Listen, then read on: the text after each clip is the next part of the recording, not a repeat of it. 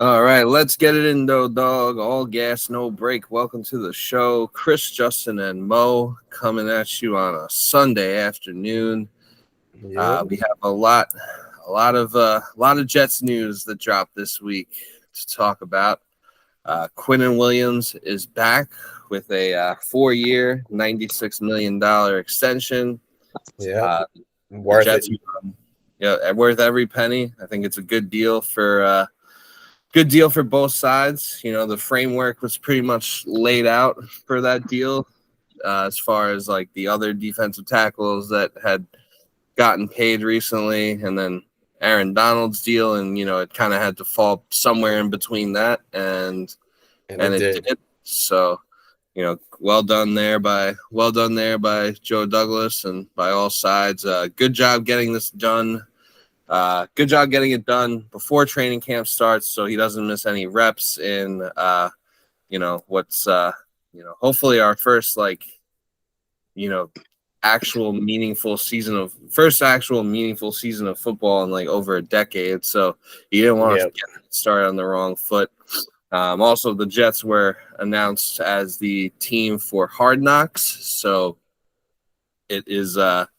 So it's also good that they got that done before the Hard Knocks crew got in there and before that became a storyline for the show. So now they can focus on other things like Aaron Rodgers' drug use and I don't know. There's no.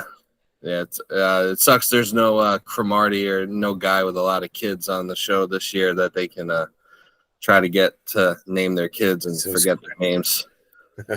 No, it's not happening. That didn't happen. But I'm sure Hard Knocks is going to be wild, regardless. Because we Yeah, have it's a going to be really young interesting. squad. Yeah, and they didn't want to do it, obviously, which was definitely an interesting.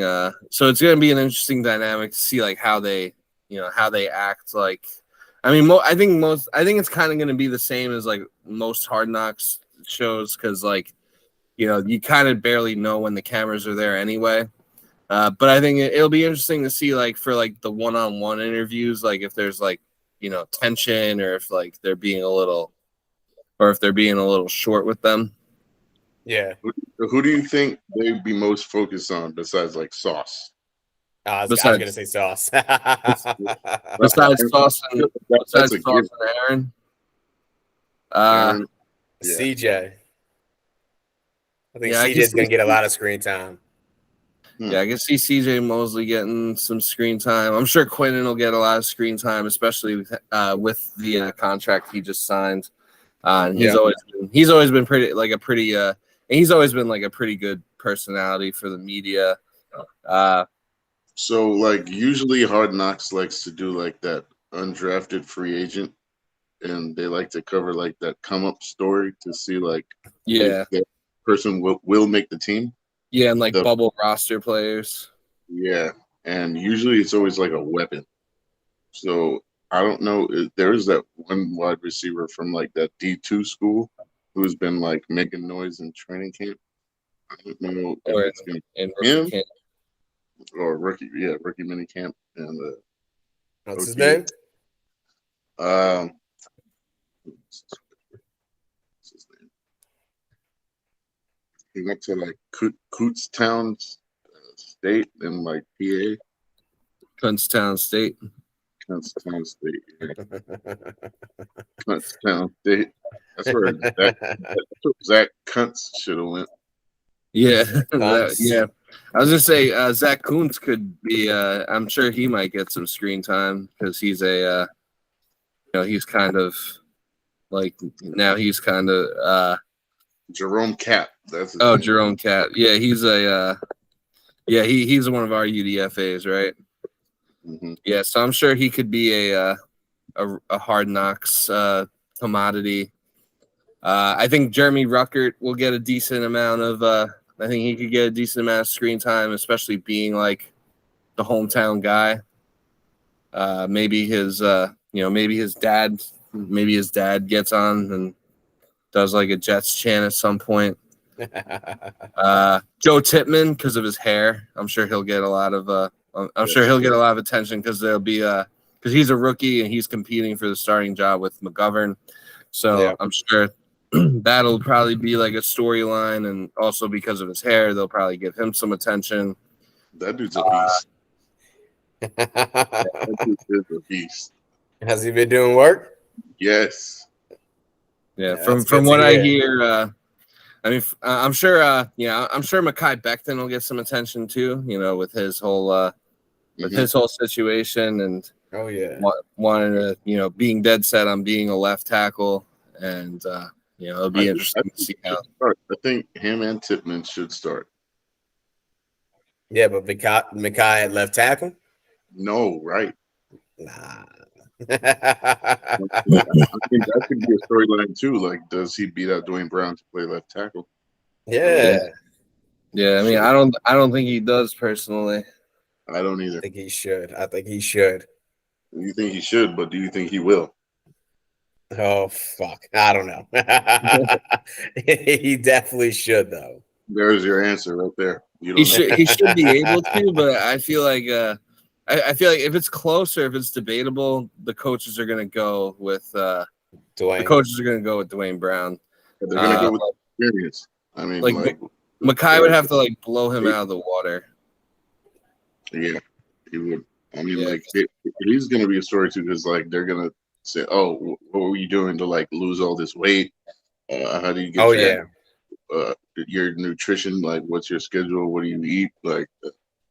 Oh, they're gonna jinx this nigga. He's gonna be injured the first fucking week again. Well, the year before it was week 1. Before that, it was preseason. And now it's gonna be now from So if we keep going backwards, then this time it'll be training camp with the Hard Knocks. That'll be the story of the season. Oh, when does Mekhi get back? Will he ever get back? And then he probably just won't. Oh, that'd be terrible. That's the last thing I want to happen this season. Yeah, we cut him, and then the Texans end up signing him, and he's a phenom. Laramie Tunsil. I can see Carl Lawson getting a lot of attention on Hard Knocks too. Yeah, it should be a comeback year for him. Yeah, so I can see that being a story. Yeah, I mean he was pretty decent last year, but I feel like he's the bar has been raised for this year. Jermaine Johnson, he should definitely get some screen time. Get attention. Also, some idiot from the Draft Network wrote some article, it was a clear indication that people were bored, but someone from the Draft Network wrote some article saying that it's a make or break year for Jermaine Johnson, which is just just lunacy to suggest. Yeah, it's definitely not a make or break year. He played maybe 25% of the snaps last year, if that. And during was it Joe Marino or Kyle Krabs? If it wasn't either of them, then it doesn't matter, because them two are Dolphins and Bills fans. They're actually really good. I don't remember who it was. I hope it wasn't that guy on the podcast. It's just blasphemy saying that. Fucking. He says it's that's way too early for Jermaine Johnson. And he was blasphemy. And I don't know, people articles so they can just stir the pot. There's nothing right now. So they just want to stir the pot, and they're just bored. There's just nothing going on. It's very clear that everyone's just bored, and camp and football just need to start because ain't shit going on right now. I am clicking on this article right now. It was written by Justin Mello, whoever that is. Okay, yeah. That's my pseudonym. Yeah. Oh yeah, and we also had Asante Samuel being a massive bozo. Yeah, I saw some of that shit last week. basically saying that Sauce and Revis only get the recognition they get because they play in New York, and that the New York media has a bias towards their players, which is news to me because seems to me like the New York media kind of hates everyone more than they like everyone. Last I checked, they're more so looking for reasons to run you out of town than they are looking for reasons to embrace you or hype you up. Yeah. So you kind of have to, you kind of have to check all the boxes of being all a good player, and then like also not piss the media off to get that recognition in New York. So I don't think that's it, Asante. I think you may need to get the old noggin checked for the old CTE. He's just hating. He's just fucking hating. That's it. He is just hating. And then Sauce. Well, first I think Darius Slay hosted a Twitter space, and then Sauce hosted one. And then CJ Gardner-Johnson was calling Sauce son, and Sauce did not like that. He was like, "Yo, you be careful with that son shit." He was saying that what's the corner on the Seahawks that he should have won defensive? Tyreek, Tyreek Wooden or Woolen, whatever the fuck his name is. Nah, Sauce is better than him. He's good. But then Sauce was the first. Sauce was the first team All Pro rookie corner since Ronnie Lott. Like, people need to shut the fuck up. Like, not everything needs to be. Like, I know we're in the age of Twitter and now Threads. Threads account coming soon for All Gas No Break. Possibly Justin too. We might get Justin on a Twitter or Threads platform finally. But like, I know we're in the age of Twitter, but like not everything has to be like a debate. It's like there's always someone looking to play like the role of contrarian, no matter how obvious the situation is. And like, I think that's like what people do with Sauce Gardner, and it's what people did with Revis too. And it's just stupid. Like, it is. You see the lists for both of them of all the receivers that they shut down week in and week out, and you're just doing mental gymnastics and you're just trolling at this point. Yeah, Tariq Woolen is good. Like, don't get me wrong. No, he is good. He's good. Yeah, he's not. But what I found funny was Asante Samuel said Patrick Surtain was better than Sauce, but they had the same amount of interceptions when he was like. And Sauce is like much better in coverage. Oh, he doesn't get enough interceptions. Yeah. And like, I actually think like Patrick Surtain and Sauce would be my top two. And like, if someone were to say like, if someone were to unbiasedly say, oh, I think Surtain's a little bit better than Sauce Gardner, I could like respect that opinion. I don't necessarily agree with it. But also, like, if you're Asante Samuel and you're saying that, Patrick Surtain is better than Sauce, yet they have the same number of interceptions, which was only like 3 or 4 last year? Yeah, they each had 4 picks. But, and then you want to discredit, but then it's like, okay, so are you just discrediting coverage altogether? Because like nobody had better coverage metrics than Sauce. In the entire league. Like it's isn't that like the whole point of the cornerback position to play coverage?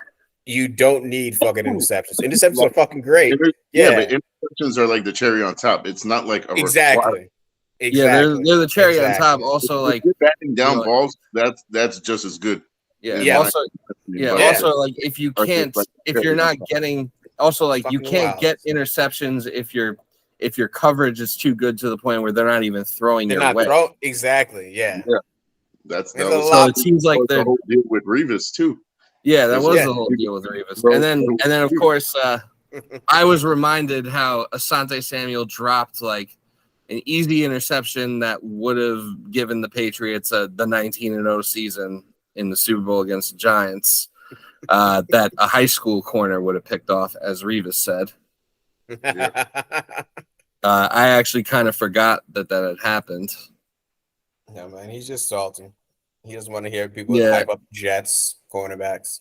Yeah, he was just hating just to hate, it seems like. And it seems like he was like thirsty for attention because I mean, like, yeah, Asante Samuel, he was like on those Patriots. I think he was on the 03 team that won and the 04 team that won. Don't think he was on the 2001 team. So I think he got 2 rings with the Patriots. Could have had a third and an undefeated season if he could have held on to the football. That's why you're a DB and not a wide receiver. But still, that was like as gimme an interception as you could get, especially in like a Super Bowl. So I mean, and he was like, but like on those teams that won the Super Bowl, he was like the number 2 corner because they still had Ty Law back then. So I think it was just Asante Samuel just like being thirsty for attention. But Darius Slay, I think it was, brought up a very good point that like cornerbacks are like the biggest hater. Like of all the positions, cornerbacks are like the biggest haters like on each other.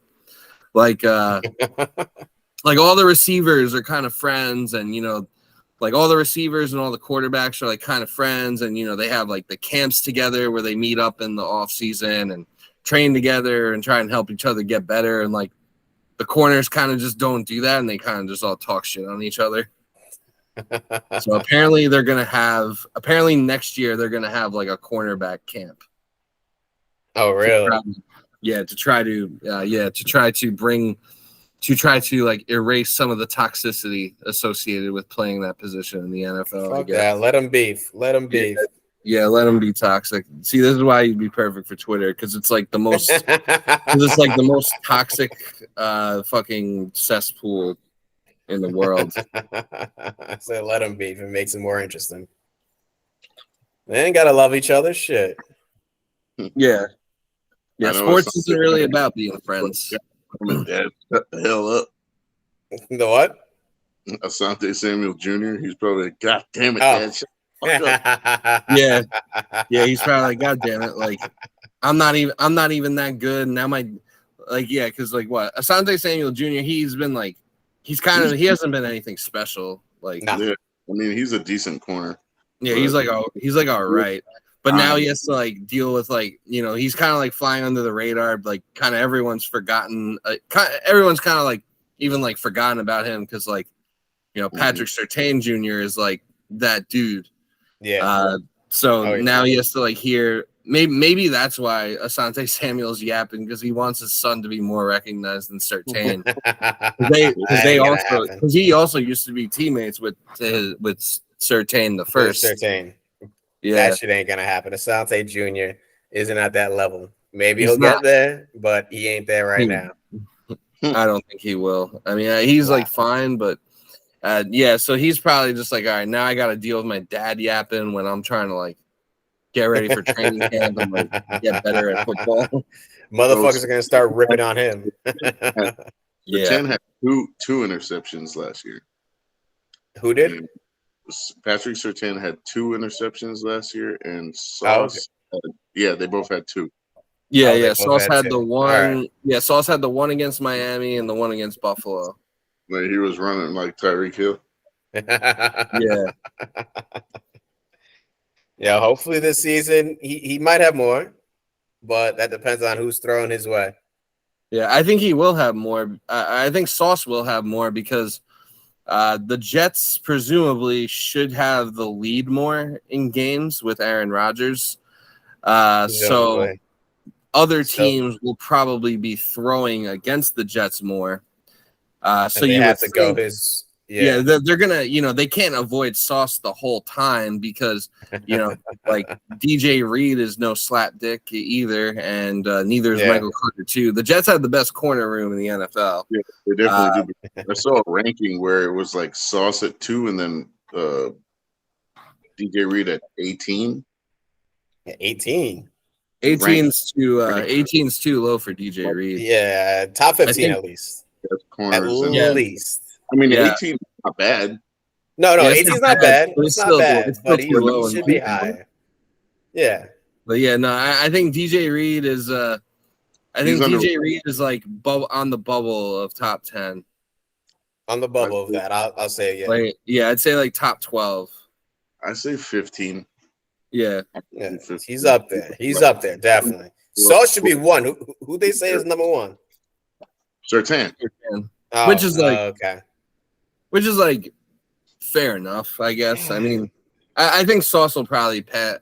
I mean, it'll probably be like I think Sauce and Surtain will be like the kind of like the 1 and 2 for the foreseeable future, unless someone else kind of enters the fold. Because, I mean, there's always there's always like that one person that kind of like breaks out or something. But with corners, it's always kind of like with corners, it's kind of always like a revolving door, and it's always kind of changing as far as like who the best one is. Like Revis, like if you look back over the last decade, it's like Revis had a couple of years where like he was like undoubtedly the number one corner. Then then it was Richard Sherman for a minute, and then like Patrick Peterson, and then after Jalen Ramsey. Yeah. After that, it was Jalen Ramsey for a bit. Ramsey now I think is I don't know. I think Ramsey's kind of washed. Or I think he's been not washed, but like he's definitely not as good as he was. He's not as good as he was like when he was with the Jaguars or like when he first got traded to the Rams. Like if Aaron Donald didn't get up in Joe Burrow's face like immediately on that last play of the Super Bowl, Jamar Chase had him burnt like a fucking marshmallow, and if not for Aaron Donald, Joe Burrow would have had an easy touchdown to Jamar Chase, and the Bengals win that Super Bowl. So Jeremy Fowler has his top 10, and this is where I got this list from. So 1 was Surtain, 2 is Sauce, 3 is Ramsey. And then really 4 is Jair Alexander, who he was pretty good. Yeah, I think I'd put Jair over Ramsey. Yeah, I think I would too. Ramsey's been falling off. I think I put Darius Slay over Ramsey. Yeah, we also judge Ramsey hard because he was elite, and now he's like below average. Yeah, I wouldn't say he's below average. I'd say he's like slightly above average. Yeah, I mean he's still pretty good. He's just not as dominant as he was like I don't know, say like early 4 or 5 years ago when he was like pretty much undoubtedly the best corner in the league. Yeah, and it could just be the defense he's in that doesn't require him to be like it could be he was before. Yeah. But which is why I'm not a fan of him being on the fucking Dolphins. Maybe they bring him back to his fucking elite level. That's going to be a good tandem too because it's Jalen Ramsey and Xavier Howard. I mean, I know Garrett Wilson has no problem burning any corner in the league. Oh yeah, because of just from going up against Sauce like every week in practice, every day in practice. I'm telling you, he's going to be a top 5 route runner in the league, easy. Oh yeah, definitely, he's going to be up there. He might already be a top 5 route runner. Yeah, I still think what's his name is the best route runner. Adams, hands down the best. Yeah, Devontae, hands down the best route runner. Yeah. Well, you think he's the best receiver in the NFL, don't you? Well, mostly because of his route running. His route running fucks the defense up. All right, ridiculous. I don't know if I said this before, but I think he's going to request a trade. Who's going to request a trade? Might Devontae. I could see it. I mean, Jimmy G might not be able to play. He still hasn't passed the physical, and then he still hasn't. Yeah, so he still hasn't passed the physical. So then, like at that point, who was the other guy? Like Jared Stidham? Is that who it was? Yeah. Who kind of looked better than Derek Carr in those few games that he played. So 6 is Marlon Humphrey. Marlon Humphrey is pretty good. Okay, yeah. Then Marshawn Lattimore. Damn, he's 27 already. I feel like Lattimore I think should actually be higher. I would put Lattimore like 3 or 4. I would put him in a top 5 easy. Yeah. But his defense wasn't really good enough for him to. I mean, he still played. Yeah, no, he still played good. But I mean, the defense gonna hold shit down. Then 8 is Trayvon Diggs. Okay. Trayvon Diggs, he got better with his coverage. Yeah, he did. And obviously he is a ball hawk. Yeah. He is. I get why he's in the top 10. And then Denzel Ward. Denzel Ward's really good. Okay. Yeah. He's pretty underrated. AJ Terrell. AJ Terrell. Who's he play? Oh, okay. Yo, Falcons. I think the Falcons low-key have a. I think the Falcons low-key have a nice squad this year if they can figure out if Desmond Ridder could be like anything. The Falcons win the NFC South. I think, and if they're like below average, like under 500, I think Arthur Smith gets fired. Yeah, he probably will. I feel like Arthur Smith is just like he's basically like the same thing as Mike Smith to me. Like, I don't know. All these Falcons coaches are like all the same to me, except Dan Quinn was more of a defensive coach.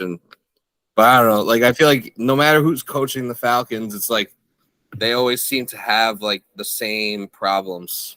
Yeah, they have dumb weapons right now, and they blow big leads. They're like stuck in a spot where it's like, okay, we can't spend money, but if we do, it's only going to be on like the thing is with them. I feel like they're not spending their money on like premium positions. Exactly. Yeah, because they gave Jesse Bates the bag, which like good for him. I wish the Jets would have gotten him. I mean, I'm sure we all would have liked to have gotten Jesse Bates. I would have loved because he's a free safety, right? Yeah, because safety is still a little bit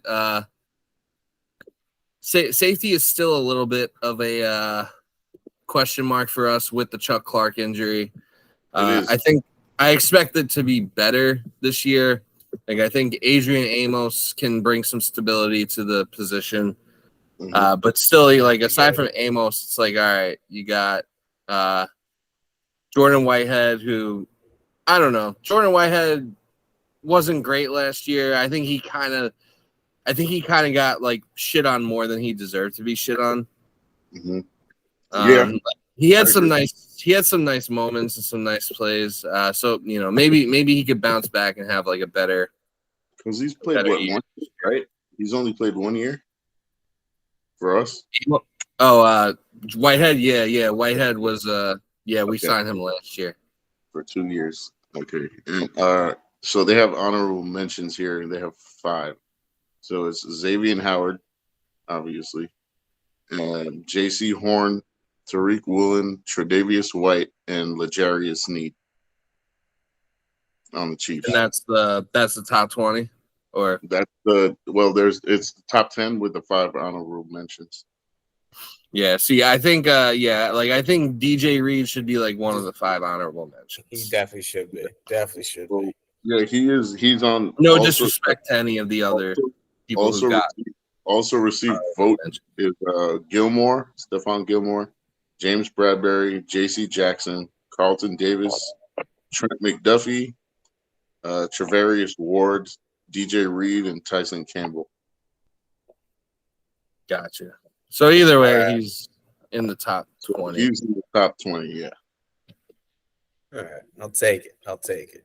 Yeah, so I mean, that's still like definitely more than that's still like you're in the better half of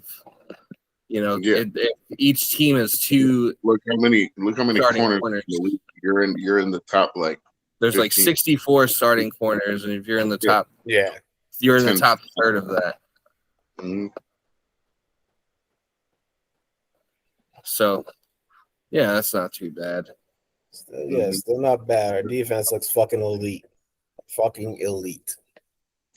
Yeah, I still like them to get Quan Alexander back too.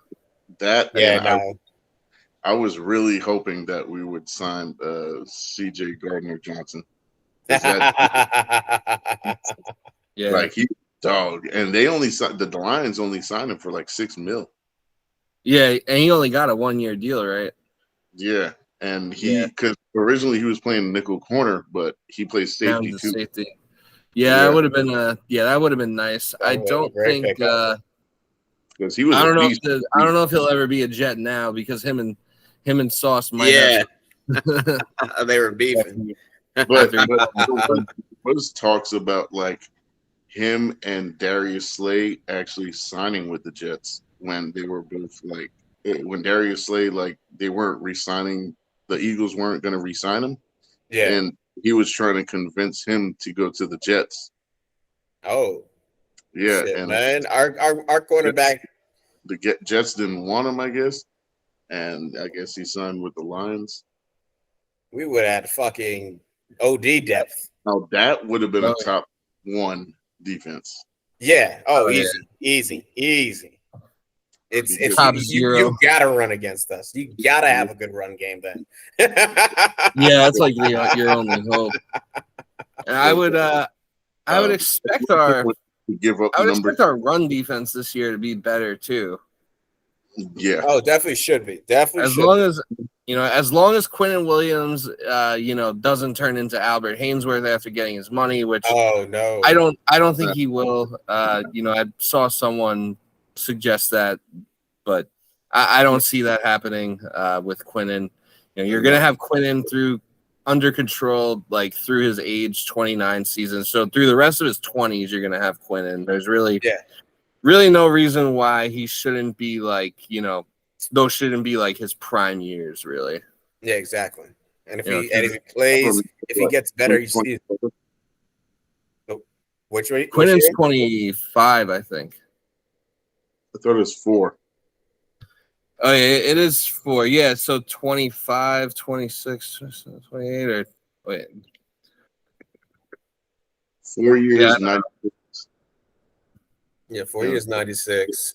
60 something guaranteed or something. He's 25. 66 guaranteed. So he's good through 20. He's guaranteed through 2025? I'm saying till 2027. We haven't. Well, yeah, he was born in December, so he's 25. He turns 26 at the end of the year. So this is the age 25, 26 season. Next year will be his 26, 27 season, 27, 28. So by the end of the contract, he'll be 29.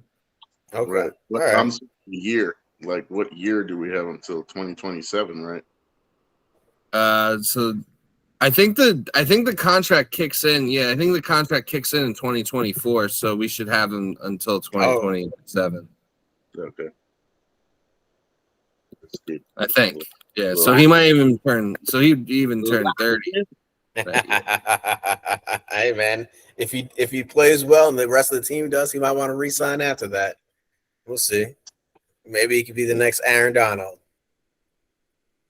Shit. He's the best DT not named Aaron Donald. Yep. And so I just want to see him get better. I want to see him get better.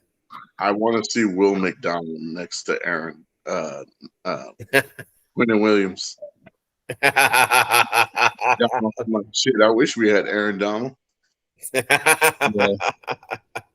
Aaron Donald. I don't know what offenses are really gonna. I don't know how they're gonna scheme against us. I really don't know. Yeah, because the rotation is so heavy. It's like you don't know what you're gonna get now. Exactly. I think teams are just gonna try to run on us and hope for the best. Not every team can do that. I think Jermaine Johnson will break out. I think Bryce Huff, because they all have their like talents and skill set. Yeah. So it's like, okay, you're gonna prepare. You got to prepare for all of that because Carl Lawson is just power, and he's just gonna throw you. Oh yeah. Johnson, he bends the edge real good. Will McDonald, he's gonna be on the edge like wide, so he's just gonna rush. Yeah. And then so Will McDonald will be like a stand-up edge rusher, like a Nick Bosa, not like a hand and dirt lineman. Yeah. He'll be like more of an OLB. That's more like Carl shit. Yeah. Just basically win you with speed. And he has like long arms, so he's like a spider. He's swim moving these motherfuckers. So basically with Will McDonald, it's like they weren't even using him correctly at Iowa State, and he was doing work. So right. and now Saleh is like, oh, we know how to actually use you. So they use him as like a hands down edge rusher, where he should be like a stand up on the. Yeah, that's what you're saying. Like, we'll get you out of that and into the wide 9, basically, or whatever. So Saleh knows where to use, where he sees you're strongest at, he's going to use you at. Yep, that's what makes him so good at defense, man. That's what makes sense, and that's why San Francisco's defense was so good. Oh yeah, yo, I can't wait for this fucking defense. Like, I think this defense is going to be just as good as our fucking defense was under Rex Ryan. Yeah, like Aaron Rodgers doesn't even need to be like a. Aaron Rodgers doesn't even need to go back to being like the MVP he doesn't player he was like the 2 years before that. Even if he does play last year, which people want to say Aaron Rodgers wasn't good last year, but like he actually was. He actually was pretty good last year with that shit team. Fuck. Yeah, like Aaron Rodgers nearly carried that team into the playoffs, and then him and the running backs. That's it. Yeah, like and now he's gonna have better running backs. Yeah, and better receivers. I was watching the O-line, and Aaron Rodgers has never had like Aaron Rodgers has never had like a top 5 defense in his career. No. Yeah. But he did. That's when he won the Super Bowl. Oh, yeah. That was the one time. Yeah. So hey, you do the math then as to what this all means. So all I'm saying is, like, if Rodgers could put up 250 yards, 2 touchdowns a game, I don't see like that could be an undefeated season with our defense. I think I'll say 250 yards, so there's gonna be field goals too. But 2 touchdowns. That's really all he has to throw. Feeling top 2 defense, not top 3. 2 3. defense. Yeah. Oh no, I think our defense should look. The 49ers defense will probably be number 1 just because fuck. Yeah. I think it'll be 49ers, us, and Eagles. Yeah. The Eagles D is good too. Yeah. Oh yeah. Yeah. Although with defenses in the NFL, there's a lot of progression and regression, like on a yearly basis. There's really nothing other than injuries that I think would cause the Jets defense to regress at this point. It seems like it's only, it really seems like it should only be better, especially if they can get Quan Alexander back. Oh yeah. I still say linebacker is kind of like a weakness for them, and safety's a little iffy. But as far as like the D line and the corners, which is like really the most important parts of the defense, they had the best corner room in the league, and their D line is arguably one of the best D line in the league too. Yeah, I say top 3, if not top 5, definitely. Yeah. Yeah, and so there's been a lot of and so obviously there's been a lot of talk of how long of a thing this Aaron Rodgers thing might be, if it's going to be 1 year or 2 years or 3 years. I think he might even I could say I'm in like a super optimistic mood now, but I would say he could do. I would say I think it might be a 3-year thing, and it might even be a 4-year thing, and I'll tell you why. Because the one thing that people aren't thinking about is he might stay 4 years just to have another chance to play the Packers and the rest of the NFC North to really stick it to them. Because in the 4th year we be facing them. Yeah, because we just played them. Yeah, because we just played them last year. Yeah, so. Yeah. That's a good theory. I think it could be 4 years just because I think 3 years is minimum right now. I think he's gonna enjoy how this team is working. He's gonna have so much fun in New York that he's gonna be like, I'll play 4 years. Yeah, he already is. Yeah, I'll do it for 4 years because the defense is gonna be the best defense he's had ever. Yeah, I think ever. And so he's gonna be getting so he's gonna be getting the ball. He's gonna be able to, getting the ball in good position more often. He's going to be fucking chilling on the fucking sideline with no worries about them coming back to beat him. I think this is going to be the most relaxed Aaron Rodgers. He's going to just go out there and do what he needs to do. I just hope hard. Yeah, and he's not going to be like, butting heads with the GM like he was in Green Bay. Yeah. And obviously he's not going to have any issues with they got Martini Nate in there, so he's not going to have any issues with the coordinator or the coaches. So, we say this all now, things could change, but nobody named LaFleur is in the building, so I think that is a positive as far as Aaron Rodgers' morale goes. Definitely a positive. Like, even if they didn't bring in Nathaniel Hackett, they had to get LaFleur out of there just to I if Mike LaFleur was still the offensive coordinator, I don't think Aaron Rodgers would have agreed to come to New York. Nah. He wouldn't want to play for another floor. They thought about that already. He was the fall. They made it. He had to be the fall guy. Yeah, 100%. I think that's the exact reason why they made LaFleur the fall guy. I'm not saying LaFleur was. He deserved it. He wasn't great, but he was the fall guy. Like, it wasn't all his fault that the Jets season fell apart the way it did, and it's like it's hard to. Our quarterbacks were shit. Yeah, it's hard. Yeah, it's hard when you don't have like anything like to work with, and like our quarterbacks were shit, and then Breece Hall went down, so like the running backs weren't very good either. Yeah. And then aside from Garrett Wilson, they didn't really have much at receiver either. I still think, I still think they should. I mean, obviously DeAndre Hopkins is off the market now.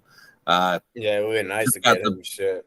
He just got the bag from the Titans, which is perfectly fine by me. He's out of the AFC East. No Patriots, no Dolphins. No Bills. He can go there. He can be their number one receiver, make number one receiver money, and it would not have been. I don't think it would have been worth it for the Jets to have paid him $13 million a year, which is basically the same thing that, which is basically like the same amount that Odell is making with the Ravens now.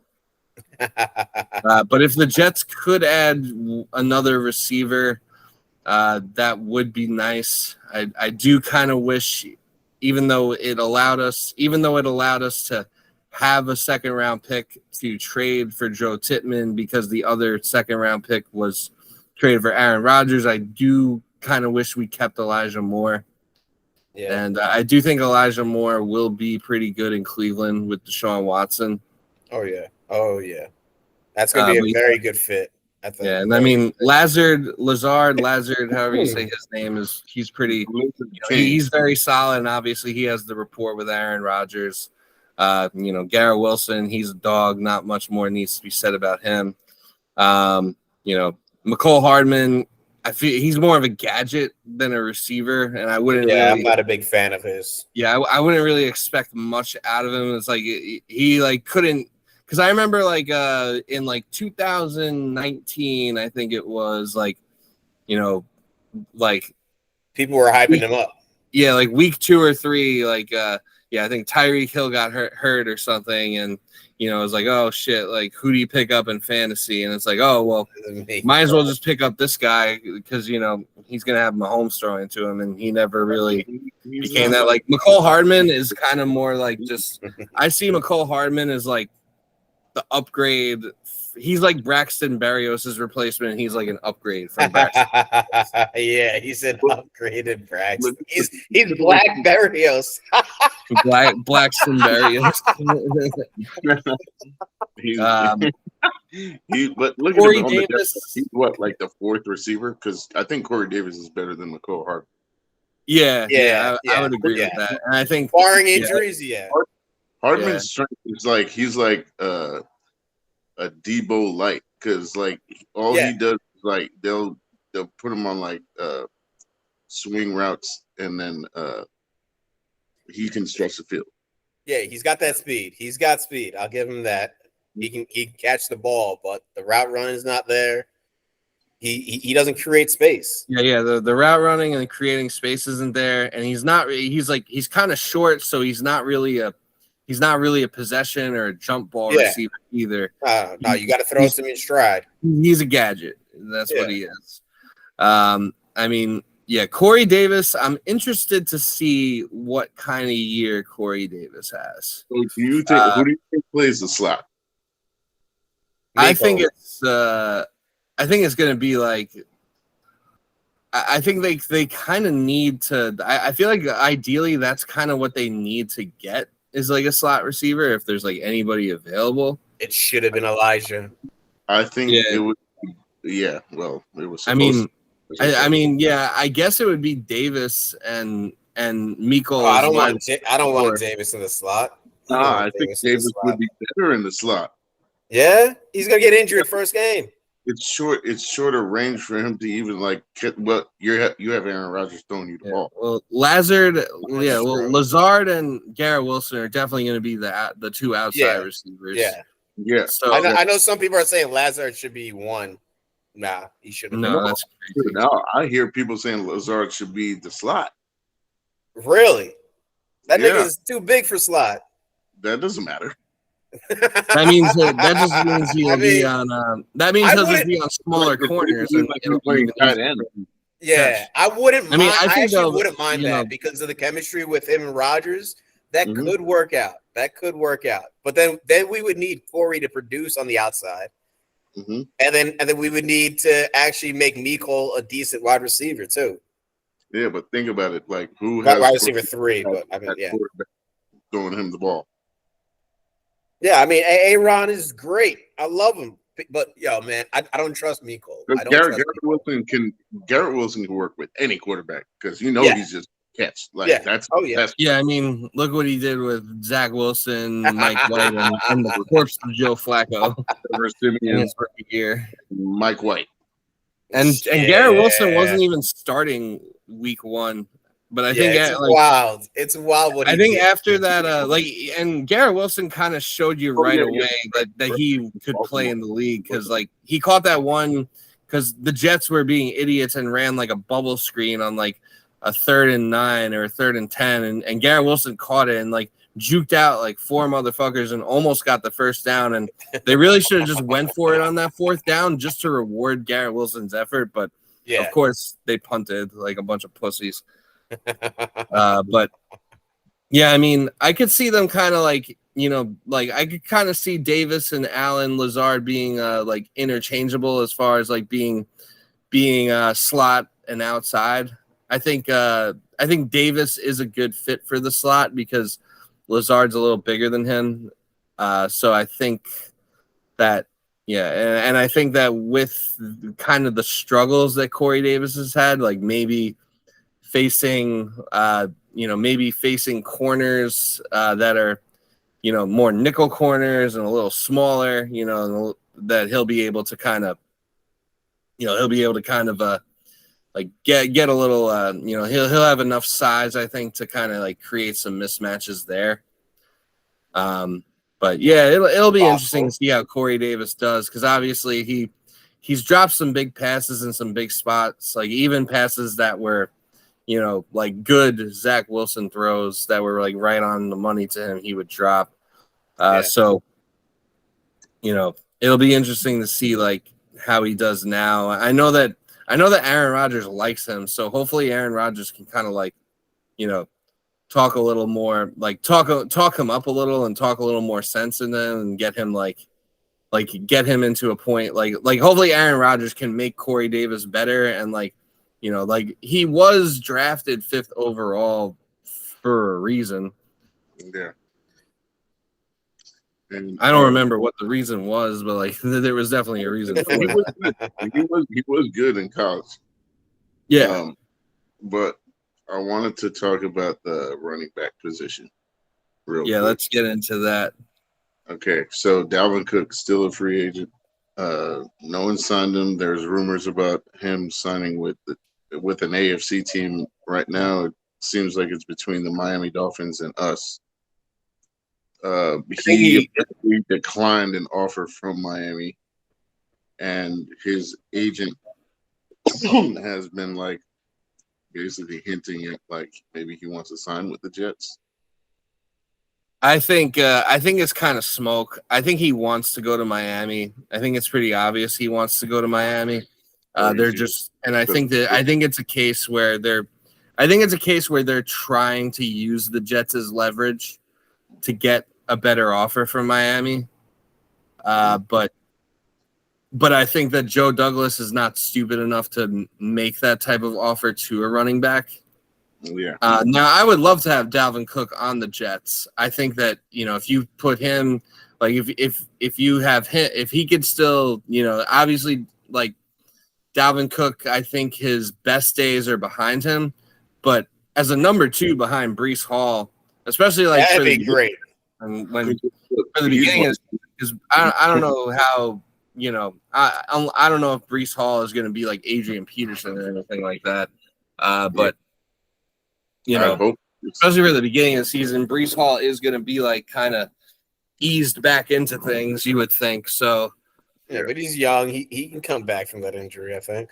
Oh, he definitely can. And I mean, like with all the advances in exercise and sports medicine and shit, like, an ACL surgery is really like, I mean, it's still like obviously still like a long recovery and like a pretty grueling recovery, but like people come back from torn ACLs all the time. It's not like a year.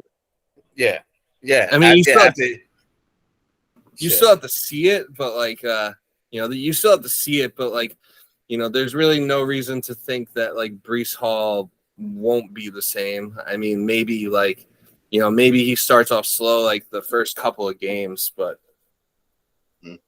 I think by like week 4 or 5, I think he'll be back to full game speed.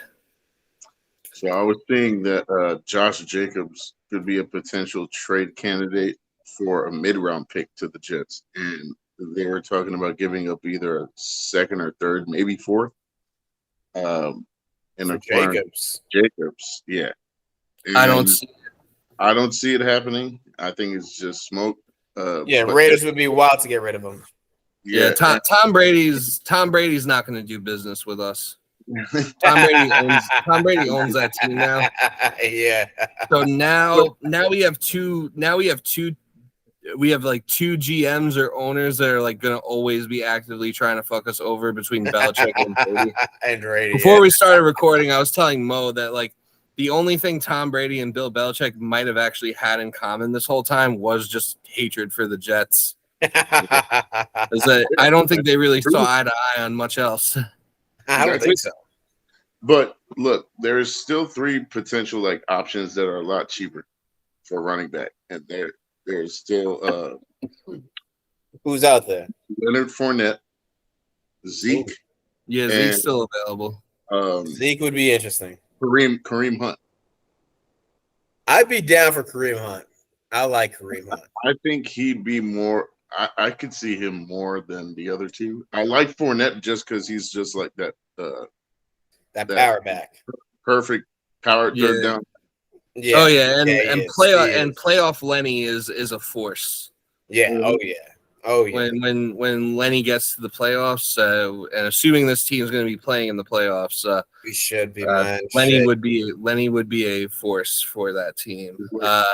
This way, like think about it: Breece Hall and Leonard Fournette as your 1-2. Yeah. Like, I mean that would be pretty. It's like Bob Bradshaw and Brandon Jacobs. And then they have, and then you have Bam Knight is like Derek Ward. Yeah. The Earth, it'll be like Earth, Wind, and Fire 2.0. Right. That'd be great for fucking Rodgers. He has the perfect back for any situation. Yeah. Although we already have, I mean, we do already have like 4 running backs. I mean, we got. We have unproven. So we have unproven. Yeah, it's a bunch of unprovens, but like, who do you see like if we do bring? Because I think they will probably bring in some sort of a running back at some point. Maybe even like, I mean, you'd like to get someone in like at some point in training camp, but I mean, if that's the case, then I think either Michael Carter or Bam is gonna take like. I think Michael Carter is like the odd man out in this situation. I think because he also has a personality, and like when we were talking about Hard Knocks before, like he could be someone who like kind of shines on Hard Knocks, but I could also see him. See him being someone who gets cut or traded on Hard Knocks, and I could see that being a scene. That would be tough. That'd be tough. Yeah, so I could see. I don't think the coaches, or I mean, I don't know how it is with the new offensive staff, but like at least last year, it didn't really seem like the coaching staff really loved Michael Carter all that much. Well, what I think it is because the reason he had a down year is because Brees Hall came in, so that might have like affected his confidence. I think Michael Carter's a little soft. It seems like that too. And I feel like I think Brees Hall coming in might have like you said, I think Brees Hall coming in might have been like a shot to his ego. And then also like when there were rumors that the Jets were looking at like Ezekiel Elliott, and then he was like, "Oh, I think we're good here," and then like he started like talking a bunch of people on Twitter. That's true. Yeah. And yeah, like I don't know. I feel like looking back to like the 2010 Jets, like I don't think they were ever like shying away from like bringing people in like to make their team better, like players on that team. Like you never heard Sean Green, like when the Jets were going after LaDainian Tomlinson, you never heard Sean Green say, "Oh, I think we're good here with me," or like you know, you never heard Braylon Edwards say, "Oh, I think we're good here," when the Jets tried to get Santonio Holmes. Like you can always get better, and like there is and there isn't like always enough room for like everyone to eat, you know. But like, and like these are veteran players that like you could learn from. Like even if like say you are the odd man out, say the Jets bring in Dalvin Cook or Leonard Fournette or Zeke or Kareem Hunt, whoever they bring in, and say, you know, there's too many cooks in the kitchen at running back, and they decide, hey, Michael Carter, like, we're gonna let you go. He'll get picked up. Like he's not gonna be out of the league. Like but he could learn valuable things from those people that he could carry over into the next chapter of his career, wherever he were to go next. Right. So I don't know. I don't know if he sees it that way. I think he's a little soft, and I think he's got to stop being a softie. Were you throwing a pun in there? Too many cooks in the running back room? You know, no pun intended, but pun definitely intended, because we're getting Dalvin Cook. In reality, Cook, that'd be wild. That would be fucking wild if we get Dalvin Cook. Honestly, like how good do you think Izzy Abanikanda will be? I mean, he's going to be the youngest running back on the Jets ever because he's 20 years old. Yeah, and he's a home run hitter just like Brees Hall. He's just not as big. I think his ceiling is higher than people might think. I think he'll probably start out this season as more of a special teams guy and a punt returner. Although, like a utility guy. Yeah, I can see him being like kind of a utility guy, but I can also see him being used in the offense a bit. Like I think they'll probably have like some swing passes and stuff like for him, and you know, I could definitely see, you know, especially if Brees, especially if Brees does need a few weeks to get back to like full speed. I could definitely see him getting some reps like early on in the season. But see, this is what's good about Brees Hall and Michael Carter. They're really good at catching passes. Yeah. That's what I think Michael Carter should be. Carter bailed us out a lot. If you haven't like looked back, he did. And we won a couple games just because of him able to be catching passes. Yeah, I think that's what Michael Carter should strictly like be, just a fucking pass catching running back on whatever team he's on. That's where he can excel. Yeah, and he's like just like maneuver after like breaking tackles and stuff. Yeah, it's weird because in his rookie year, Michael Carter was always, I don't know, something had to have like happened where he just hit like a mental wall or something, because he used to always break tackles. He used to never go down on the first contact. And then like, you know, after Brees Hall got hurt, when he was like kind of the guy for a while, it was like he would lose you. It seemed like he was losing yards like every time they handed him the ball. Well, and he had the fumble problems a little. Ever since Elijah Moore requested a trade, I think he's been off. I think maybe Elijah Moore was like his best friend, and maybe. Shit. Yeah. So yeah, I guess once his boy was So like, trade him to Cleveland. Trade him for the Cleveland for Kareem Hunt. We don't need a trade. Oh no, Hunt's a free agent. trade him to Cleveland and get Elijah Moore back. Oh, that'd be fucking wonderful. I would love that. I would love that. Running back. Who? Elijah Moore could play running back. Shit, we used him on he would immediately request a trade again because I think that was part of the reason. I think that was part of the reason that Elijah Moore was mad was like, I think it was like that he didn't really have a role in an offense where it was like the worst quarterback in history was running it, number one, and then number two, they were basically like. Or actually, I think it was the lack thereof that they weren't like they were basically giving Braxton Berrios all the gadget plays that he could have. Elijah should have fucking No, I agree there. No, he was 100%. right about that. And 100% right about that. He didn't know how to use them. Yeah, and he didn't want to. He didn't want to. And they were throwing like jump balls to him when he's only like 5'10". Yeah. And he's going up ridiculous. Against one corners. So Elijah Moore is a slot receiver. That's where he's best at. Yeah. Yep. They tried to play him out wide. It wasn't working. And they still kept doing it. It was stupidity. Stupidity.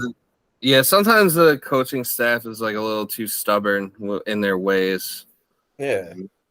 Yeah, Michael LaFleur was like, Brees Hall is God, and he's running this offense. Yeah, that's it. And as soon as he went down, everything went to shit. That's it. He didn't know how to fucking recover. He didn't know how to fucking recover. Yeah, Brees Hall should have got MVP. Anything. He was honestly like the most valuable player of our team. He was carrying the team. Yeah, he really was. And as soon as he went down, you saw exactly what the fuck happened. AVT too. AVT as soon as he went was fucking crucial. Now, when he comes back, oh man, I think the O-line will be at least top 15. Yeah, I think our O-line could be top fucking 5. I think they could be.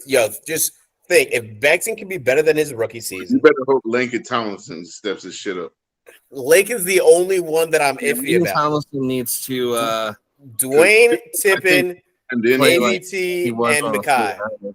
Because just the way Tippmann like gets off the ball, like he snaps quick, and then he's ready. He'll like throw people down right off the snap. Yeah. That's great. That's fucking great. I feel like the way this dude's 6'6", he's a monster. Yeah, and he's big for a fucking center. That's a big for a fucking center. He gets to the second. I feel like with the way that Aaron Rodgers like runs the offense, like I feel like Laken Tomlinson should be better. Like because I feel like it has to do more with like his confidence level, just because knowing like the quarterback play sucked. And like, what's the point of even like? Yeah, he was probably pressing. He was probably pressing last year because he probably felt like, oh, I have to give Zach Wilson sorry ass like as much time as possible to throw the ball, or like I have to clear these lanes for our running game because it's the only way that we can. Like Jamaican, so he's like, what the fuck? You off the block for the boomer clap. The motherfucker didn't want to work hard for 10 seconds every play. Can't blame him. Working hard for 10 seconds is it's a lot more than it sounds like. No, it is. It's 100. I'm not discounting. Especially when you're playing football. Yo, exactly. No. I'm saying, wrestling is like fucking 3 minutes. I wrestled back in fucking high school. I was fucking winded, and this is when I was in shape. I was winded like 45 seconds in. That shit is difficult. These motherfuckers are doing it against grown ass motherfuckers. No, that shit. Yeah, that's a long time. To hold the motherfucker for 10 seconds? No, that's a long ass fucking time. Oh yeah. Mm-hmm. No, I'd be tight too if I was Lakin. Yeah. Like, yo, come on, get the ball out your goddamn hand. Yeah, especially when you need to get the ball out like in like less than 3 seconds. Yeah, exactly. Well, Aaron, no. That's fucking work. Yeah, no one gets the ball out quicker. Like Aaron Rodgers is like no one gets the ball out quicker. Dude, I was all right. Oh, so this is what I was gonna bring up. I realized why he wanted Alan Lazard and Randall Cobb on the team. Because I was watching. I actually completely forgot about Randall Cobb. This is why I'm bringing it up.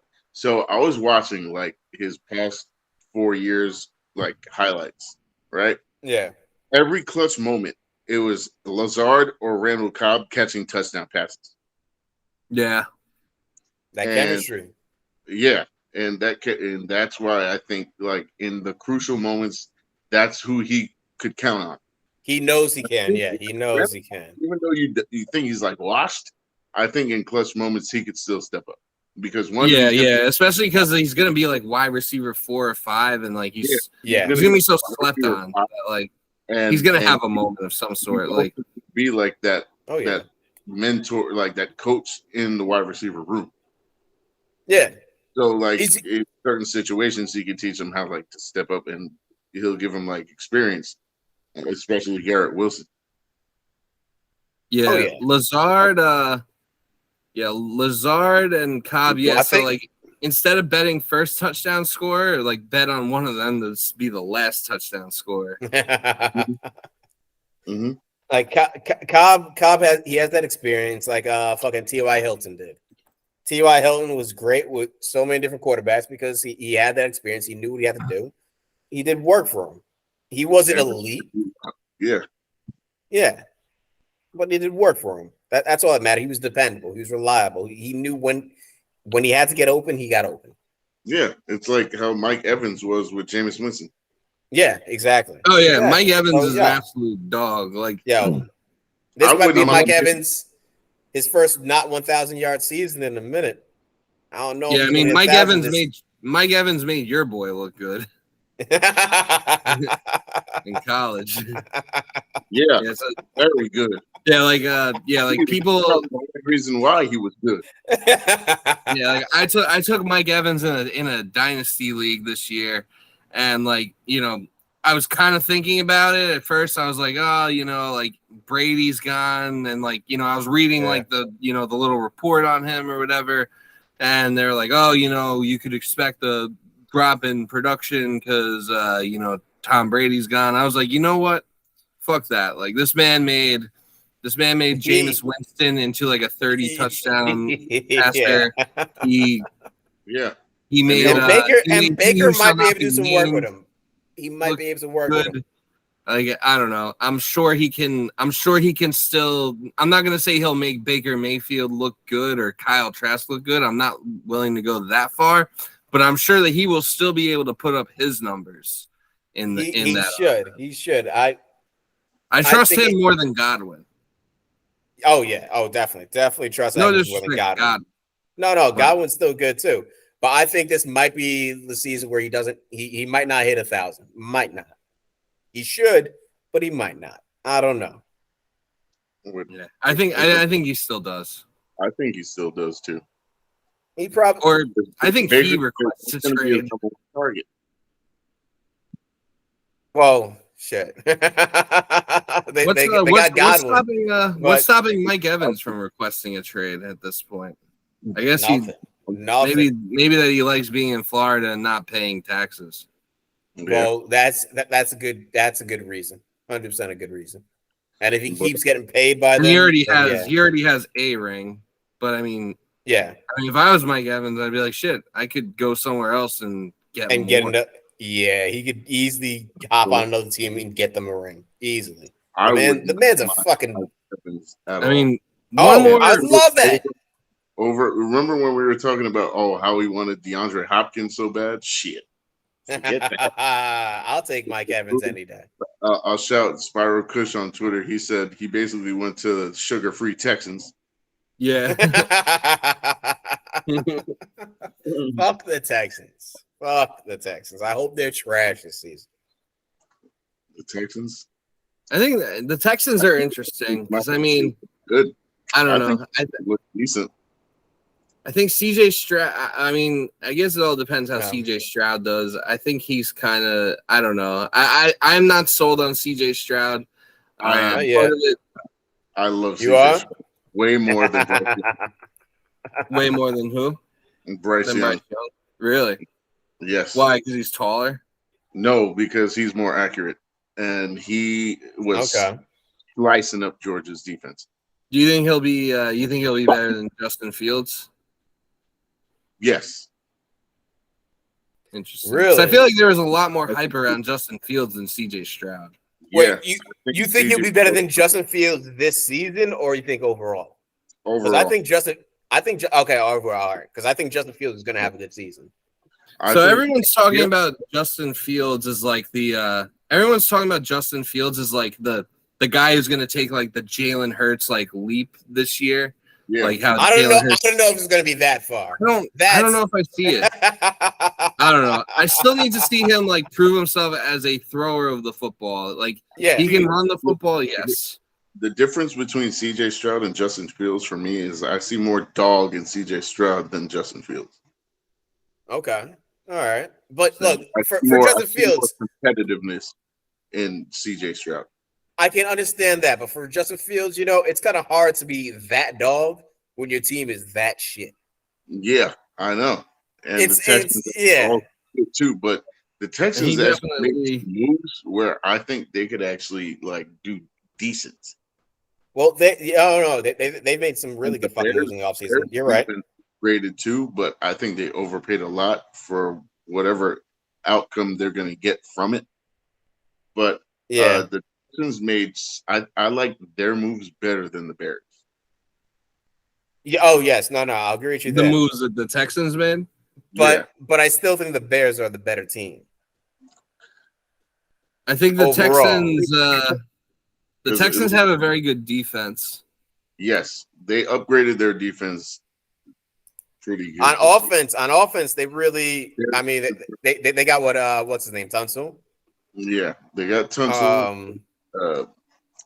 There's a they got Dalton Schultz as a tight end now. And Dalton Schultz is really good. That's a great fucking move for them. And you give a fucking rookie quarterback an elite, not an elite, but an up there above average tight end. That's definitely going to help him out. But their wide receiver core isn't really shit. They drafted that one kid from was it Boston College? He basically replaced Brandon Cooks. He stretches the Zay Flowers, or wait, who is it? Wait, Zay Flowers, is that who it is? Zay Flowers. Wait, no, Zay Flowers. He went to Baltimore. Yeah, that's what I was gonna say. Yeah, but Zay Flowers went to Baltimore, but he was from Boston College, wasn't he? From who was it? Tennessee. The kid Jalen Hyatt. Wasn't Jalen Hyatt? No, he went to the Giants. There was one kid they signed. Jalen Hyatt's going to be very good. The kid from Houston, Tank Dell. Oh, Tank Dell, yeah. Oh, yeah. That kid was burning sauce in college. Oh, really? Yeah. When Cincinnati played Houston, there was a game I saw where Tank Dell was like burning sauce. I was like, God damn. And he's only like 5'8", 5'9". Okay. Well, you can be short as a receiver as long as you create space. Yeah, but I think he's going to be more special teams as a rookie, and then they're going to like work him into the offense. Okay, but I mean, look, he was promised for a third-round pick, and then Dameon Pierce was really good too. Yeah, that's their running back, right? Oh yeah, Dameon Pierce is sick. Yeah. Didn't they draft another running back too? I think they did, but it's like no one. I don't think it's anyone special. I just finished like a 30 rounds like dynasty fantasy draft, and I was seeing like it was like real sicko shit. I was seeing like all these like undrafted free agents like in the later rounds and shit, and like there's some too. They signed Jimmy Ward, the Texans. Oh yeah. Yeah, and like I think Stingley was good last year, but I think Stingley will get better, and I think like he'll be in the conversation. Like I think he'll be like in the conversation with, like Sauce and Surtain and people like that. I could definitely see Stingley like taking a year 2 leap into being like an elite corner. That John Mechie's coming back. He was on Alabama. He was a wide receiver, speedy receiver. Oh yeah, he's super fast. I did Will Anderson too from Alabama. Yeah, they got they have a young team. they have young talent. They have young talent. Mm-hmm. I still like the Bears talent more. The Houston Texans were founded on my birthday. I think I like the Texans talent more. Interesting. Texans will win more games than the Bears in 2023. I think so. Oh, they drafted that center I like too, Juice Scruggs from Penn State. Scruggs. That dude was good. He'll probably end up starting. I think they drafted him like the 4th round. They ain't got shit on that team. All the rookies gonna start. Yeah, they're a young team for sure. They're a young team for sure. John Mechie, Daniel Dell. They have Robert Woods also. Yeah, Robert Wood's still there. He's old now though, and he's fucking mid-30s, I think. He's like 30. He always like 30. All right. Yeah, he's out there. Though. Yeah, no, he definitely did. He definitely did. Griffin, Shaq Mason. He was from. They don't have that reliable person yet. We don't know if that person's going to show up this season for the Texans. Jalen Petrie too. He's a good safety. I remember. Oh yeah, Petrie is dope. I remember I wanted the Jets to take Jalen Petrie. He was from. And when we traded up with the Giants to get Breece Hall, I actually thought that we were doing it to get Jalen Petrie, because I was like, I don't really think. I don't really see Joe Douglas taking a running back this early, or trade, let alone trading up to get one. So I thought they were going for Petrie, but then they took Breece Hall, and then all the PFF people were like, that was dumb. Just like they thought. Yeah, exactly. We had 2 offensive rookies of the year on our team. Come on. We literally did. we had 1 and 2. Yeah. Easy. Yeah, we had the actual offensive rookie of the year, and the one that should have won it, and the one that would have won it if he didn't get hurt.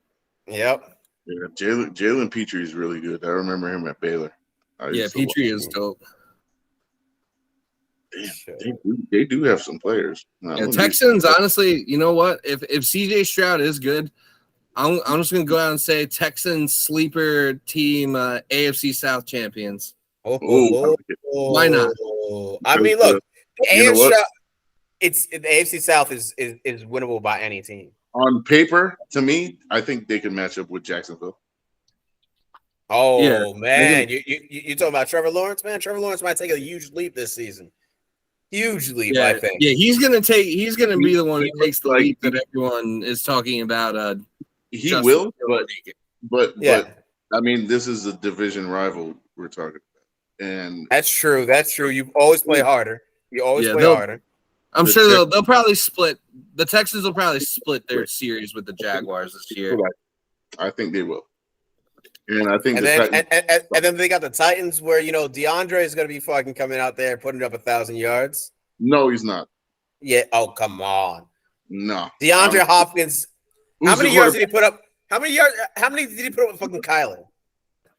Who's the quarterback and how old is he? Don't matter. Tannehill can still do some work. How old is Hopkins? Hopkins is what, 30? 31? Don't matter. DeAndre Hopkins is and he only put up 717 yards with Kyler in 9 games. Well, it was only in 9 games. Yeah, it was in 9 games. All right, because and Kyler, come on, Kyler's a little bit of a bum. I think Stingley will step up. He put up 572 yards in 2021 in 10 games. So that was with Houston, right? No, that was also with Arizona. Oh, okay. He's been in Arizona since 2020. Oh shit. 2020 was the year he caught that crazy Hail Mary from Kyler. Yes. I remember that. Yeah, I remember. I had the Bills money line that game, and it was definitely a happy way to lose money. Texans do have a decent O-line. Laramie Tunsil, Kenyon Green, who was a rookie last year. He was really good. We drafted that one center, Drew Scruggs. They got Titus Howard at right tackle. Okay. Eric was decent. I think. I don't know, man. That's why Damian Pierce was able to do that good. The Texans should be on the up and up. Whether I don't know if they're going to be good enough to be winning that division yet. We're also forgetting about the best weapon that the Houston Texans have, which is DJ Bieniemy. DJ.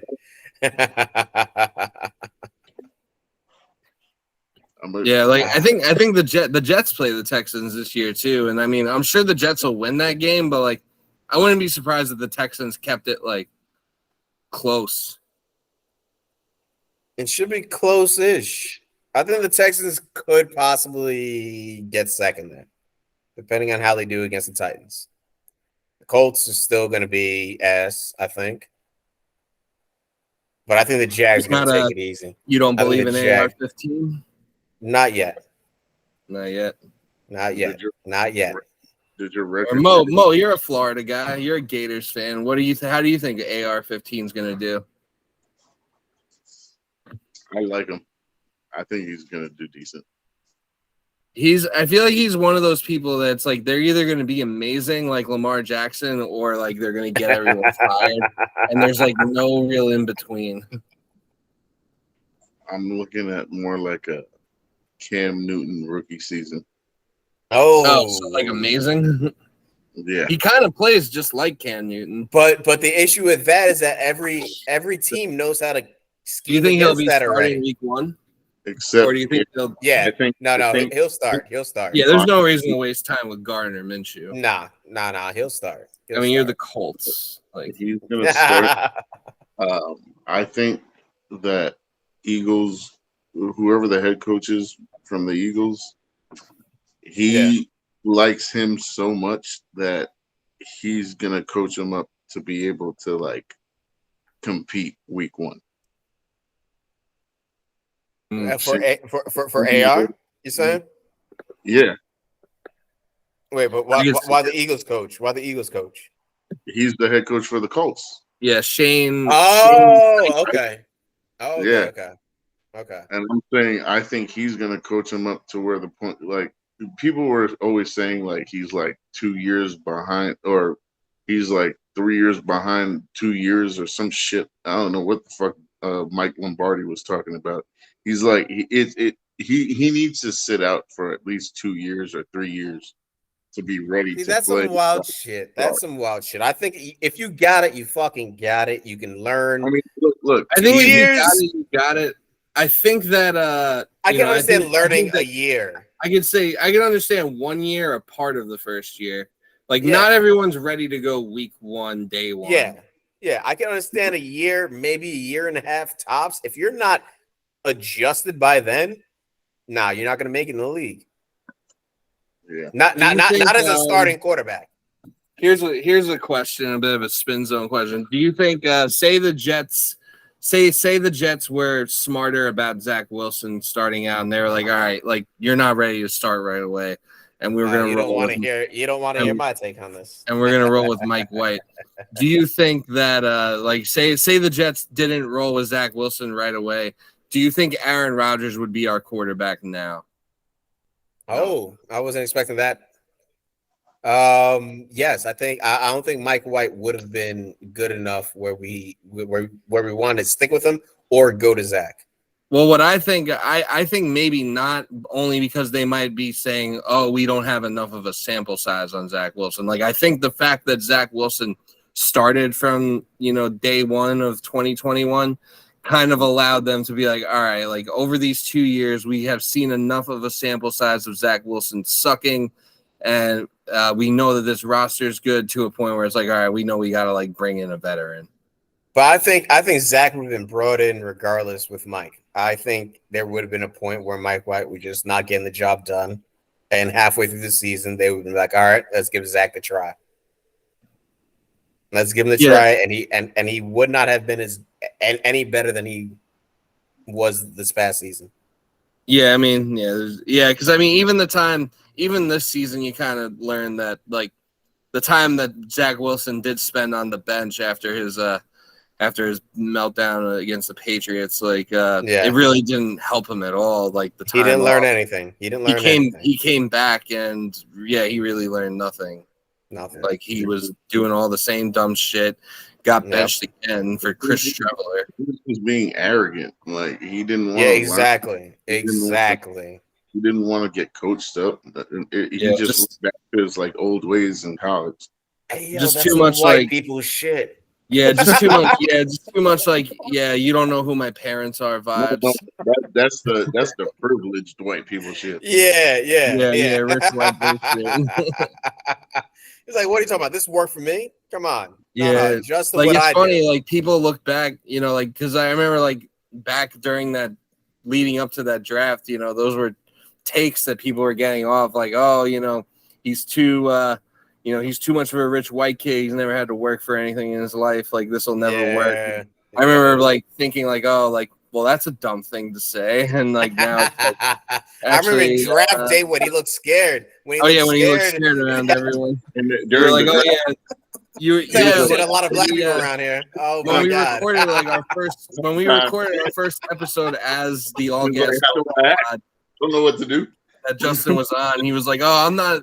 He's like, yeah, I'm not feeling this. Like, he looks like he's afraid of black people, so he's probably not going to be good in the NFL. And yep. Oh man, but the question I thought you were going to ask is, if we didn't play him, not that we wouldn't get Aaron, but after Aaron leaves, do you think that we would actually use him as our next quarterback? That's what I thought you were going to ask. No, because then I'd be like, yeah, I think we would have.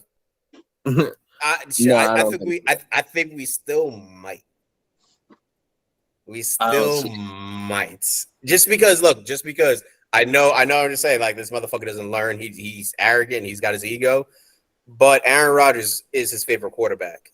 So I think he might actually take a back seat and take some notes. I mean, I think he might take some notes, be able to learn something. He might learn something. I think he might be able to learn a thing or two from Aaron Rodgers, but I don't think that like sitting behind Aaron Rodgers is going to fix him. No, I don't either. And I think with Zach Wilson, the best thing you could hope for is, he plays in the Hall of Fame game. He looks good against like all the XFL players that the Browns have, and then you build up some trade value, maybe flip him for like a 5th or 6th round pick. So another team's quarterback inevitably gets hurt or something. And but hey, look at Geno learning behind fucking Russell. Geno came out looking pretty damn good. Yeah. Yeah, he didn't learn anything behind Eli, but no, who's gonna learn anything behind Eli? I don't even think it was that. I think like the Jets coaching staff just sucked at coaching up quarterbacks. Yeah, the Jets just had an inability to kind of ruined them, and then they had to like bring them back to life. They were so defensive minded. It's like the head coach just like barely even talks to the quarterback. I can say the same shit about Zach though. I mean, I guess you could kind of make the same assessment. Same argument. There's definitely some truth to it. Although Zach Wilson looked worse than like Geno or ever did. Shit, he looked worse than Mark. Yeah, way worse. But I'll say Zach's few highs. He had maybe like two or three tops. His highs looked better than Geno's. Not Mark's. His highs looked better than Geno's. Yeah, I guess like when you saw those games where it's like, oh, where you saw those like when he threw that bomb to Garrett Wilson or against the Patriots last year, or like that game against the Bucks in 2021 where he went toe to toe with Brady. It was like, oh shit, like we might actually have something here. Like he was going toe to toe with Brady, and like Braxton Berrios was wide receiver 1 at that point because like Corey Davis and Elijah Moore were all hurt, and Denzel Mims still couldn't do anything. They were literally. Do you guys one think? play- Do you guys think Denzel Mims will make the roster? Oh, I good hope. question. No, actually, I was gonna say I hope so for trade value, but I don't know. Yeah, okay. I mean, he requested a trade. I mean, he requested a trade last year, and they Yeah. I don't know if I forget if they couldn't trade him or just wouldn't trade They him. were like, nah, nigga. Oh yeah. Or Joe Douglas was like, if someone wants to give me a 4th round pick, I'll trade you, but otherwise, go fuck yourself. And no one was ever gonna do that. Like the value wasn't there yet, so they were like, "What the fuck is the point of you?" Hopefully Denzel Mims balls out in the Hall of Fame game too. I'm actually that's I'm considering going to the Hall of Fame game / going to the Hall of Fame induction ceremony since since the Jets are in it and Revis and Klecko are getting inducted. I am considering going up to Canton that weekend. That wouldn't be bad. I don't know. Last time I checked though, tickets for the Hall of Fame game were actually kind of expensive, like way too expensive to justify on like spending that type of money on not even a preseason game, but the Hall of Fame game, which is like the players that play in the Hall of Fame game, they're like worse than like XFL players. Yeah, why does it cost so much? I don't know. But like when I checked, the tickets were like I was like, oh yeah, if tickets are like, $10-$20, I'll go. And it was like tickets were like $100. I was like, are you kidding me? I'm like, no. Shit. I don't know about y'all. Next thing I'm looking to buy a ticket to is the US Open. I want to see some tennis. When is that anyway? That's coming up in fucking end of August. End of August, early September. I already started looking at tickets. The finals, honestly, the finals tickets are not. They're expensive if you want good seats. The lowest, but to get nosebleeds, to get in the house, nosebleeds like $400. Yeah, but I would spend that to go see Joker. That would be cool. Then I can go on Friday, see the semifinals, see him fucking play for like $200. Is that the stadium in Queens by like City Field? In Flushing. Yeah. That would be cool. I always I always drove by that stadium like growing up. I always went by that stadium because like my grandparents lived like in Forest Hills, like not too far from there. Yeah, no. I 100% want to go. Mo, it's not Joker Murray. And it ain't that Joker. Joker Jamal Murray. It's Joker on the Nuggets. Two Jokers. Are they both Serbian? Yeah, they actually are both Serbian. All right. Yeah, so is Peja Stojakovic. I feel like every Serbian that was me and Justin's boy in NBA Live. In NBA Live 2000, Peja Stojakovic was a cheat code. There could be like you could have Shaq guarding him at the 3-point line. It didn't matter. You could chuck it up and it would still go in. It was me and Justin played that shit on N64. Oh, hell yeah. 100% from 3. Like every game. Yeah, Stoyak. But I feel like every Serbian person, like their last name is Jokic, just like with more letters. It is. It really is. It really fucking is. One is Jokic, the other one's Djokovic. Yep. And or like Stojakovic. Yeah. And like I don't know, those are like the only Serbian athletes that I'm like aware of at the present time. Shit. If there's another Jokic in Serbia coming up, this youngin' bet on him. Doesn't matter the sport. I'm picking him in fantasy for damn sure. I can tell you. Yeah. Joker is a fucking phenom, though, man. That man's a fucking cheat code in the NBA. In the fuck, he's stupid. He's stupid. It's wild. It's wild. I hate it. I watch him fucking tear Miami apart. Go over the backboard and that motherfucker makes a 3. Yeah. Like, his shot is so awkward, man. It still goes in. It is. He'd be like line driving threes. For no reason. Or it's either a line drive or it's a fucking Hail Mary that's going to fucking touch the rafters and just drops in. Mm-hmm. Like, what the fuck are you doing, man? I'm like, oh my God, are you serious? And it goes in. Yeah, every fucking time. Oh, man. Back to football. What Right, were we talking about?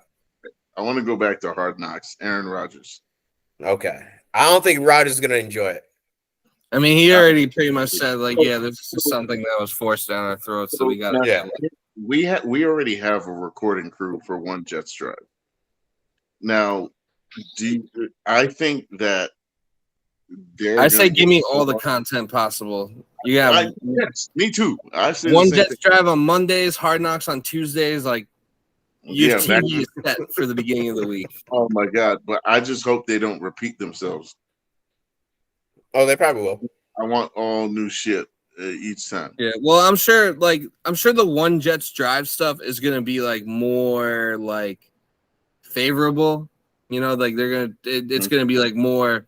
I think it's gonna be more in depth than Hard Knocks will probably be like One Jets Drive will be like more in depth, but it's also gonna be like more biased towards the Jets. And I think it's better than Jets, to be honest with you. But I'm not. Yeah, I don't know. I mean, I think Hard Knocks production is still a little better. But One Jets, like the Jets, like production team for like the Flight 23 and their One Jets Drive is like top of the industry. I think a Hard Knocks does better with like the storylines, and the One Jets Drive does better with like the content you don't see. Okay. Yeah, because that's the thing about Hard Knocks, and like I guess like why no teams want to do it and why like interest in Hard Knocks is fading is because like they don't really provide anything that you can't get anymore. Like that was like the thing about Hard Knocks that made it so cool. Like the first time the Jets were on it was like, oh, like you can't really get this anywhere else. Like where else am I going to hear Rex Ryan yelling at the team for eating a bunch of fucking cheeseburgers and let's go eat a goddamn snack? He had to have known. I know they say you don't know when you're being filmed, but like he had to have known he was getting filmed when he said that. That's just so fucking there. It's not like you can't see it. Yeah.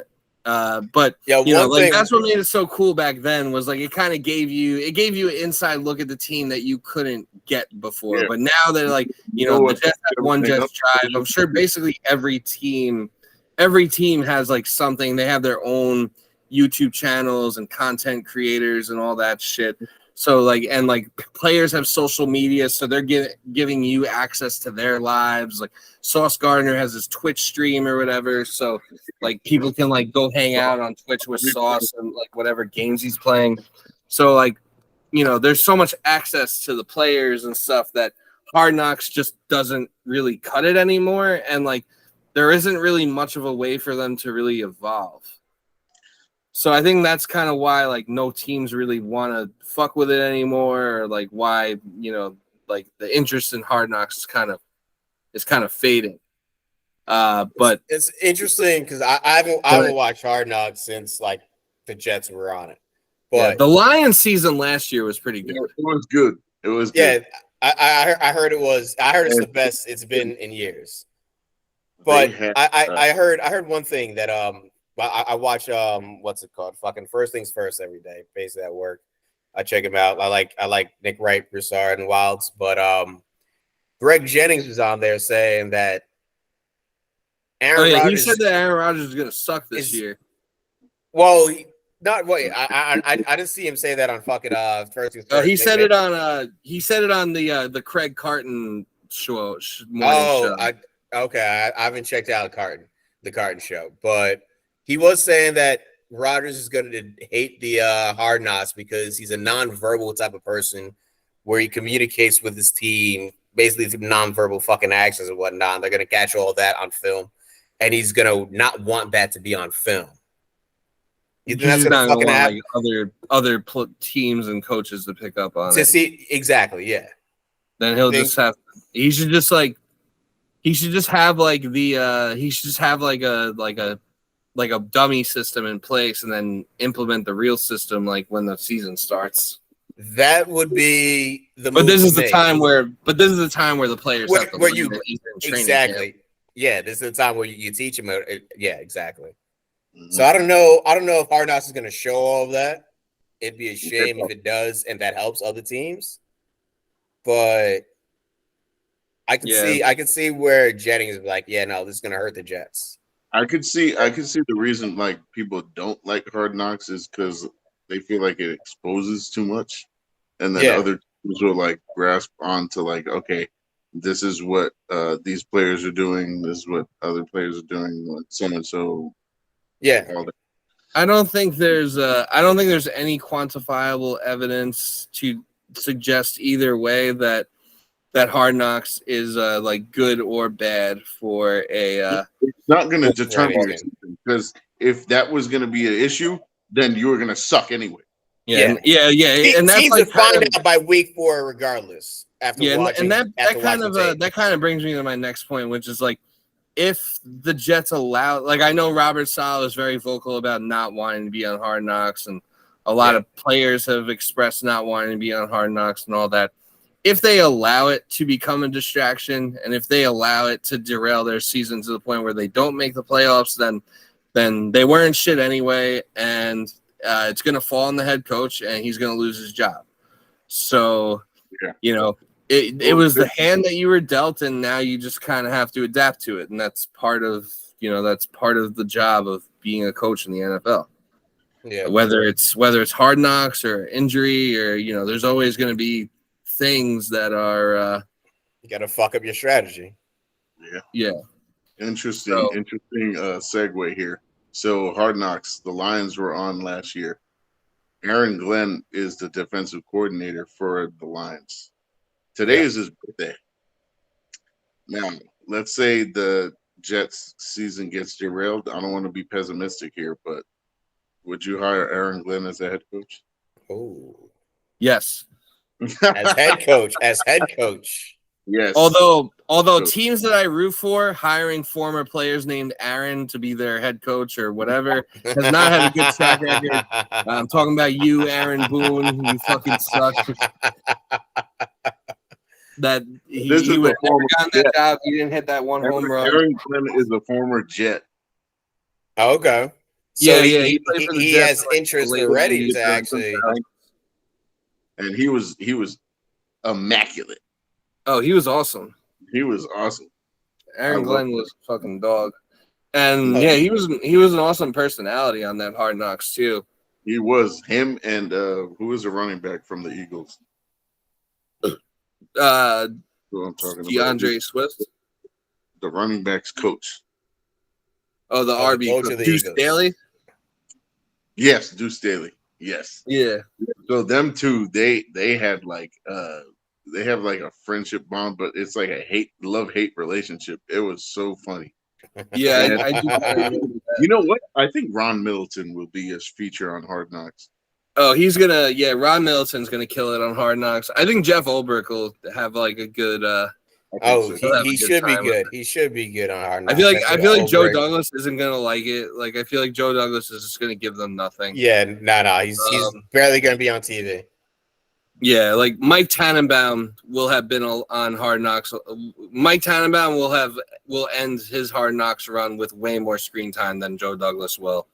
The Johnson brothers would be on the screen more than fucking Joe Douglas. Woody wants to be like front and center on that shit. Yeah, but I'm saying Chris Johnson's gonna fucking show up too more than.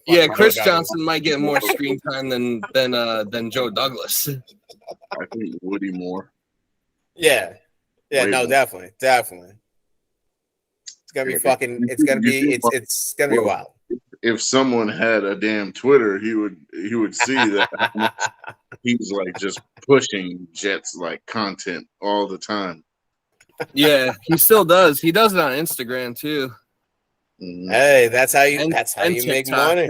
I mean, Woody basically gave away that the Jets were gonna draft Sauce in like a TikTok that he made. He was like, he's like, do you have any kind of barbecue sauce in that chain. He's like, "Oh, what kind of sauce is it?" He's like, "Oh, that's good. That's gonna be you're gonna have to find out later." He was like, "Oh yeah, it's just like whatever I feel like, because you can never have too much sauce." What a corny ass motherfucker. That reminds me of when fucking Hillary Clinton was like, "Yeah, I carry hot sauce around with me all the time." Yeah, she was like, "Carry it in my purse." Never compare Sauce Gardner to Hillary Clinton again. No. I was comparing fucking what's his name, Woody to Hillary. Never that compare. shit. Yeah, no. Yeah, never compare Woody Johnson. If Woody Johnson heard you comparing to Hillary Clinton, he'd probably off himself. Just say they both like to pander to the media. Shit. Yeah. Woody loves being in the spotlight and the headlines, whether it's for the right or wrong reasons. It don't matter. There's no press. Any press is good press. That's how he lives. That's how he lives. Yeah, but that. Yeah, no, I think it's a time. I think now that they were forced to be on Hard Knocks, you just got to embrace it, and I think Jets fans should embrace it too. Like, you're never gonna get more Jets content than you are gonna get like over these next 4 weeks between One Jets Drive and Hard Knocks, like every week. I think that Hard Knocks will kind of be like more raw and like unbiased, and like they might shed the Jets in like negative light at times, whereas One Jets Drive, it's always going to be like the pro Jets agenda. So it'll be interesting to like kind of watch the two and compare and contrast them. We should definitely do like episode reviews after they come out, and kind of we'll do it Wednesdays so that we can watch and then critique. That's usually when we record our shit anyway. That works. What was I gonna say? I don't know. Drawing a blank. Well, on that note, I think we've covered just about everything there is to cover. Training camp starts here on Wednesday, so we're 3 days away from all players reporting to Florham Park and putting the pads on and getting to it, and the unofficial start of this 2023 season, the unofficial beginning of the Aaron Rodgers era. So it's as exciting as a time as it can be. Really have been finding myself, ever since the All-Star break, really just fiending for football. Like, it's time. It's time for football to start. Both baseball teams in New York kind of suck. I've been feeding since the NBA Finals ended. Yeah, even more so that. Yeah, really, ever since the hockey and basketball ended, it's time for football. So, this has been a fun episode, and we will be back. We'll be back with you guys soon when there's after camp starts and there's more to talk about, and we get that first episode. We get those first episodes of Hard Knocks and 1JD, and a lot to look forward to. We'll see how these competitions play out, and as always, go Jets. Let's go, Mekhi Becton. Win that shit. LT1, baby. LT1. Peace. Deuces.